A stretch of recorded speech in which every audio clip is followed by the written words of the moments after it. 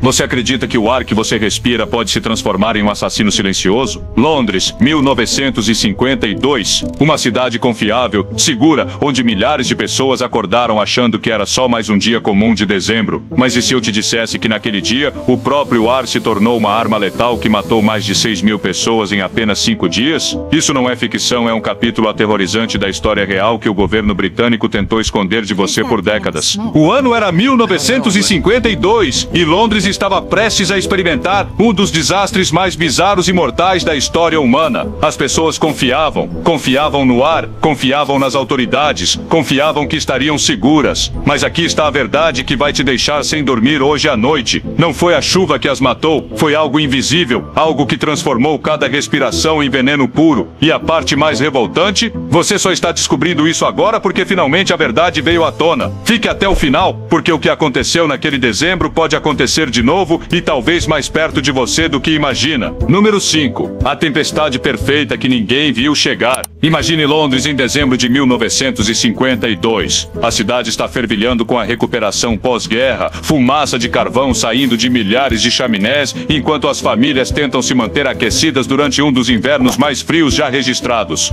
A temperatura havia despencado para níveis próximos ao congelamento e os londrinos estavam queimando mais carvão do que nunca para aquecer suas casas. Mas este não era qualquer carvão. Devido à escassez pós-guerra, as pessoas foram forçadas a queimar carvão de baixa qualidade, rico em enxofre, que produzia fumaça espessa e acre. Então veio o padrão climático que transformaria este dia comum de inverno em uma catástrofe. Um sistema massivo de alta pressão se estabeleceu sobre Londres, criando o que os meteorologistas chamam de imersão térmica. Normalmente, o ar quente sobe e carrega os poluentes para longe do solo. Mas durante uma inversão, uma camada de ar quente fica em cima do ar frio perto da superfície, agindo como uma tampa em uma panela. Toda a fumaça, fuligem e gases tóxicos dos fogões de carvão de Londres ficaram presos ao nível do solo sem ter para onde ir. Como se isso não fosse mortal o suficiente, uma névoa espessa começou a chegar do Tâmisa. Mas esta não era sua típica névoa londrina, isso estava prestes a se tornar algo muito mais sinistro.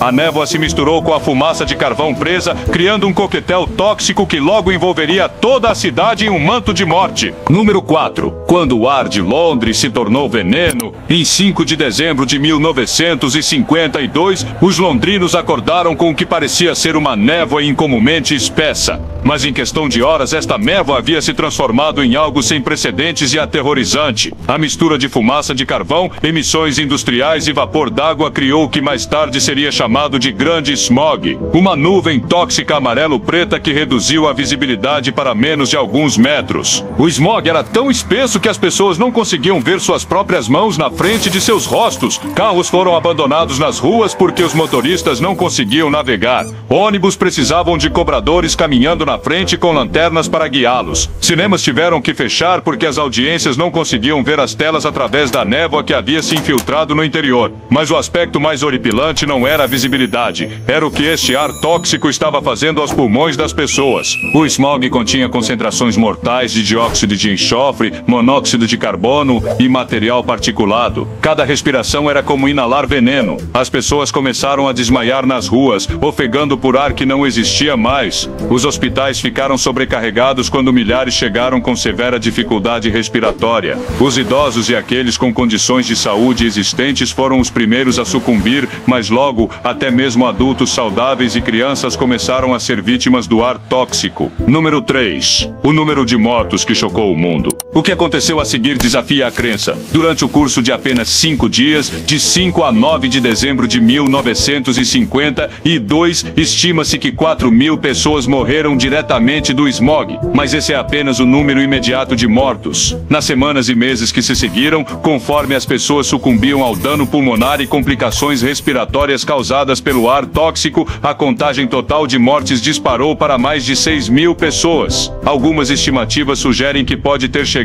a 12.000. Para colocar isso em perspectiva, este único evento climático matou mais londrinos do que todo o Blitz de Londres durante a Segunda Guerra Mundial. Os necrotérios ficaram tão sobrecarregados que os corpos tiveram que ser armazenados em instalações improvisadas. As funerárias ficaram sem caixões. Toda a infraestrutura da cidade parou enquanto o número de mortos aumentava hora após hora. Mas aqui está o que torna esta tragédia ainda mais chocante: a resposta do governo. Em vez de abordar imediatamente imediatamente à crise, os oficiais minimizaram a gravidade da situação. Eles alegaram que as mortes eram devido a uma epidemia de gripe, não ao smog. Os relatórios meteorológicos continuaram a descrever as condições como menávoa, evitando deliberadamente a palavra menosmog. Foi um encobrimento que duraria décadas, já que as autoridades temiam as implicações econômicas de admitir que o ar de Londres havia se tornado letal. Número 2. O encobrimento que durou 50 anos. O tratamento do grande smog pelo governo britânico representa um dos encobrimentos mais vergonhosos da história moderna. Por mais de 50 anos, registros oficiais listaram a causa de morte de milhares de vítimas como causas naturais ou doença respiratória, omitindo deliberadamente qualquer conexão com o smog.